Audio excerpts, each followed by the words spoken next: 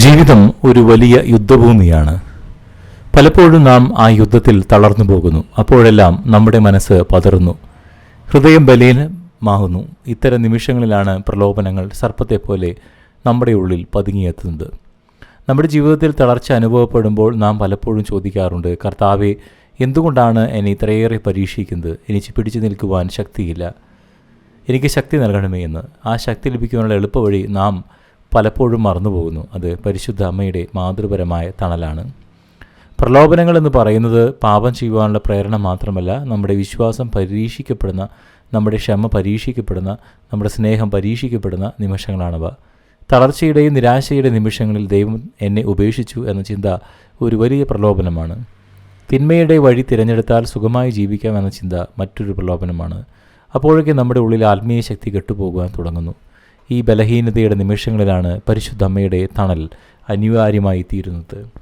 അമ്മയുടെ വിമലഹൃദയം ഒരു അഭയസ്ഥാനമാണ്. ഒരു കുട്ടി പേടിക്കുമ്പോൾ അമ്മയുടെ അടുത്തേക്ക് ഓടുന്ന പോലെ നാം പ്രലോഭനങ്ങളിൽ പതറുമ്പോൾ അമ്മയുടെ അടുക്കിലേക്ക് ഓടിച്ചെല്ലണം. നാം കാണുന്നില്ലെങ്കിലും നാം അമ്മയുടെ തണലിലായിരിക്കുമ്പോൾ അമ്മയുടെ വിമലഹൃദയത്തിൻ്റെ, സ്നേഹത്തിൻ്റെയും വിശുദ്ധിയുടെയും ശക്തി നമ്മുടെ ഉള്ളിൽ അറിയാതെ വളർന്നു വരും.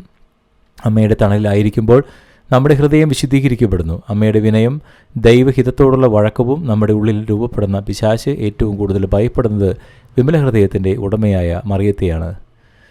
അമ്മയുടെ സാന്നിധ്യം നമ്മുടെ ഉള്ളിൽ തിന്മയുടെ സാമ്രാജ്യത്തെ വിറപ്പിക്കുന്നു. നന്മ നിറഞ്ഞ മറിയമേ എന്ന ഓരോ പ്രാർത്ഥനയും തിന്മയ്ക്കെതിരെയുള്ള ഒരു ആയുധമാണ്.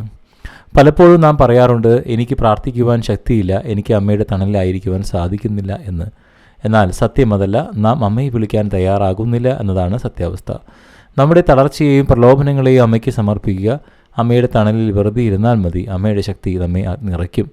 പ്രിയ സഹോദരങ്ങളെ, ജീവിതത്തിൽ തളർച്ചയുണ്ടാകാം, പ്രലോഭനങ്ങളുണ്ടാകാം. എന്നാൽ അതൊന്നും നമ്മെ തോൽപ്പിക്കുവാൻ പോകുന്നില്ല. നമ്മുടെ വിമല ഹൃദയ മാതാവ് കൂടെയുണ്ട്. ആ തണലിൽ നമുക്ക് അഭയം തേടാം. നമ്മുടെ ബലഹീനതകളെ അമ്മയുടെ ശക്തി കൊണ്ട് മറികടക്കാം. ഓരോ പരീക്ഷണത്തിലും അമ്മയുടെ നാമം വിളിക്കാം. അമ്മയുടെ വിമല ഹൃദയം വിജയിക്കുക തന്നെ ചെയ്യും. ആ വിജയത്തിൽ നമുക്ക് പങ്കുചേരാം. അത്ഭുതകരമായ വിജയം നമുക്ക് ഉണ്ടാകുമെന്ന് ഉറപ്പാണ്. അമ്മയുടെ സംരക്ഷണം നമുക്ക് എപ്പോഴും ഉണ്ടായിരിക്കട്ടെ. ആമേൻ.